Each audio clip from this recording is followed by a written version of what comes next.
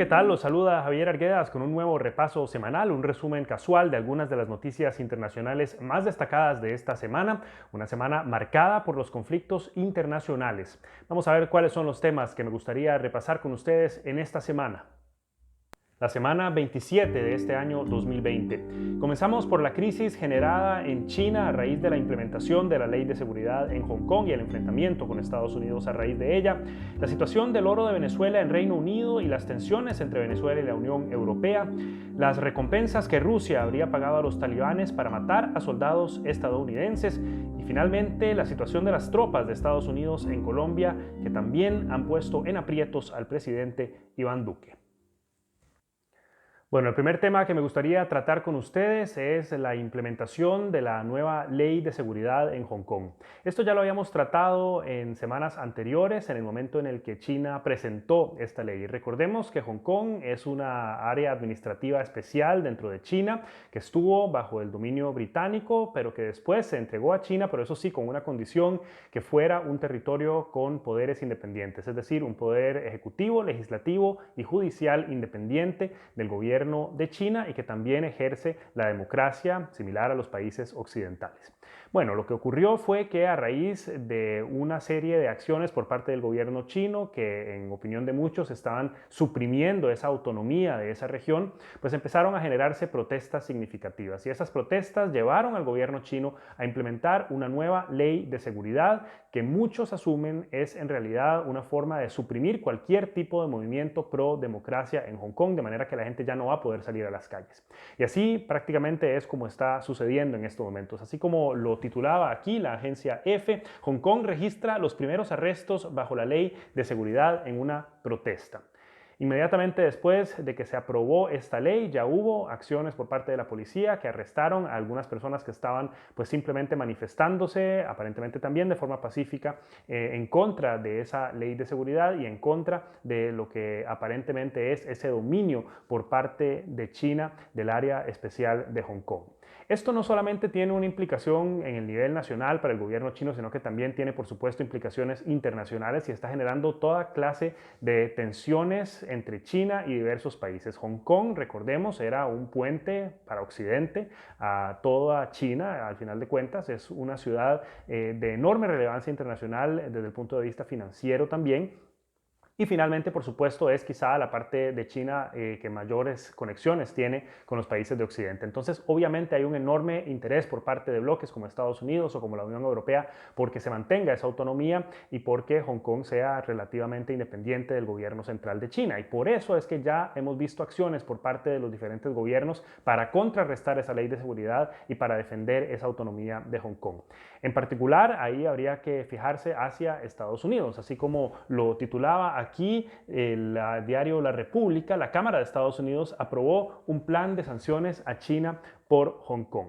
Ahí vemos a Estados Unidos con una línea muy clara que no solamente responde al hecho de que Estados Unidos quiere defender los intereses de la autonomía de Hong Kong por los motivos que ya hablábamos, sino también y sobre todo porque estamos en medio de una campaña electoral. Y Estados Unidos, bajo el mando de Donald Trump, se ha presentado como el país que quiere poner en su lugar a China, si se quiere poner así de alguna forma u otra. Y el presidente Trump está, por supuesto, buscando también su reelección y le interesa mucho que sea percibido como esa mano dura, como ese contraste al poderío de China en el ámbito internacional. De ahí que se deriven esas sanciones. Y muy probablemente veremos acciones similares por parte de otros gobiernos. El Reino Unido, que entregó Hong Kong a China, pues también está tomando acciones, pero por supuesto hay muchos intereses económicos de por medio, así que no será tan fácil defender esta causa.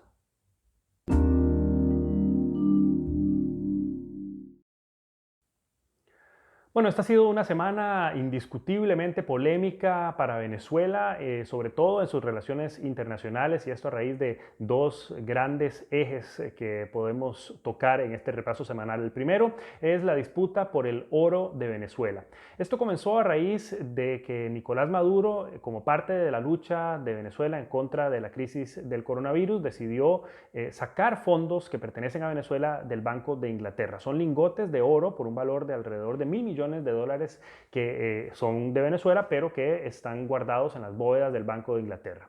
Bueno, a la hora de hacer esta solicitud de retiro, podríamos decir, pues obviamente el Reino Unido reaccionó haciendo una investigación y llevándolo a los tribunales, porque no se sabe efectivamente si Nicolás Maduro tenía potestad para sacar ese monto o esa cantidad de oro, a raíz de que el Reino Unido, como muchos otros países, considera que no es Nicolás Maduro el presidente legítimo de Venezuela, sino desde el año 2019 Juan Guaidó. Entonces eso tuvo que llegar hasta los tribunales del Reino Unido, y los tribunales, al final de cuentas, fallaron a favor de Juan Guaidó, diciendo que Nicolás Maduro no tenía la potestad y no tenía el poder para sacar los lingotes de oro del Banco de Inglaterra, de manera que ese poder se le otorga a Juan Guaidó. Esto es una noticia bastante importante, con muchísimo simbolismo también para Juan Guaidó, que en su lucha por llegar a tener realmente el poder en Venezuela, pues ha tenido varios reveses a pesar del reconocimiento internacional del que goza, y pues se consideraba que si no le hubieran entregado esa potestad, pues habría sido realmente un revés muy significativo. Entonces eso quizá puede ser motivo de celebración para la oposición venezolana esta semana. Por otra parte, vimos también enormes tensiones entre el gobierno de Nicolás Maduro y la Unión Europea. Esto hasta el punto en el que Nicolás Maduro decidió darle a la embajadora de la Unión Europea en Venezuela 72 horas para abandonar el país, una decisión que sin embargo revirtió. Así como lo titula aquí el diario El Nacional, Maduro dejó sin efecto la expulsión de la embajadora de la UE en Venezuela. Esa expulsión fue una reacción a la primera movida de la Unión Europea, que fue implementar una nueva serie de sanciones para 11 allegados a Nicolás Maduro, que entre otras cosas congelaban sus activos y les prohibían la entrada a territorio europeo. Esto como parte de esas medidas de presión que ya vienen desde hace muchísimo tiempo, pero que en realidad venían acompañados de una estrategia en la que la Unión Europea trataba de alguna manera, sobre todo a través de un llamado Grupo Internacional de Contacto, de limar asperezas, de acercar las posiciones entre el gobierno de Nicolás Maduro y la oposición liderada por Juan Guaidó.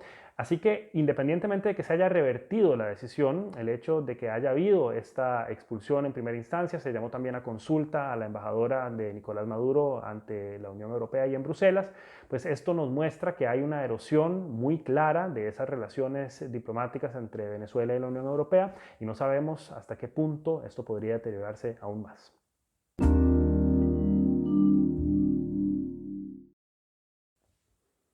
Bueno, y un tema que ha generado enorme polémica en Estados Unidos proviene de un viejo conflicto, de un tema que todos conocemos, que es la guerra en Afganistán. Así lo titulaba aquí el periódico Ámbito.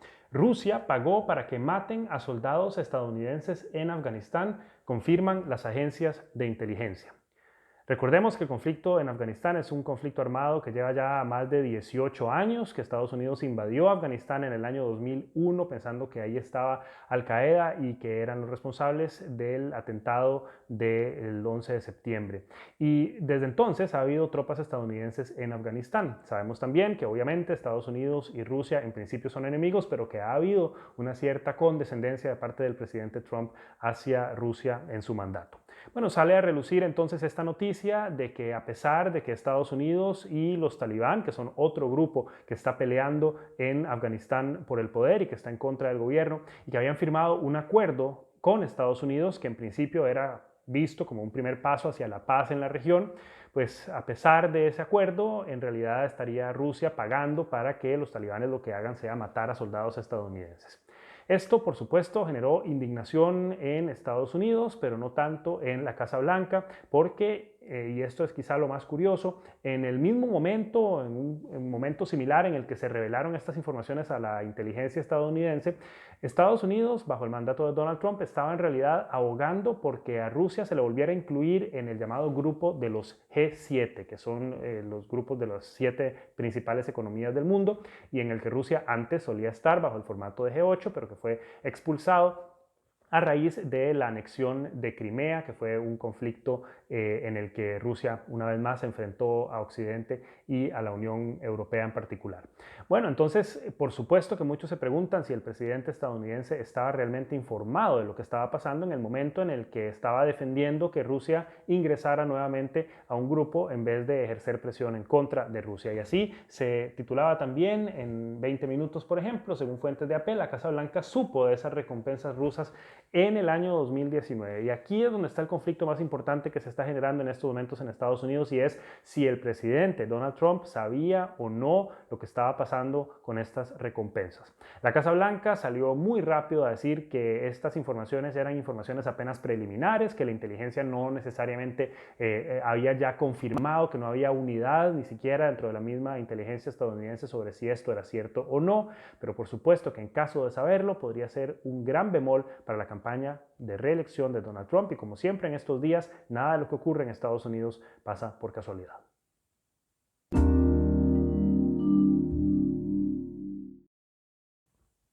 Bueno, y finalizamos con un tema que también genera muchísima división en estos días en Colombia, y es el rol que podría tener el ejército estadounidense en las operaciones de Colombia en contra del narcotráfico. Esta noticia como tal no es necesariamente nueva, sino que ha tenido un desarrollo significativo esta semana. Y si volvemos a ver lo que cubría la prensa aquí, por ejemplo, el diario El Tiempo, todavía hace unos meses, bueno, la misión del grupo élite de Estados Unidos que encendió la polémica en Colombia así lo describía.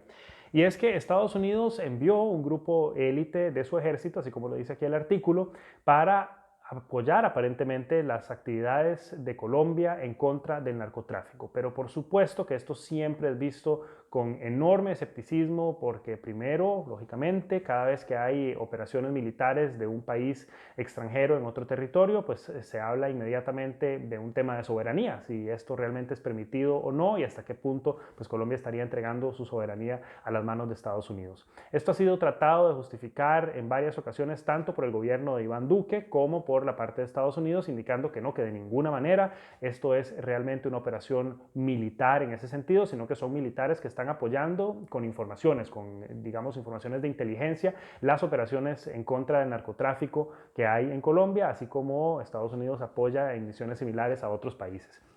Y sin embargo, dentro de Colombia, esto siguió viéndose con ojos muy críticos y, por supuesto, como siempre, no faltaron las denuncias. Y esas denuncias rindieron ahora frutos. Así como lo titulaba aquí en Radio Caracol, ordenan suspender las actividades de la misión militar de Estados Unidos en Colombia.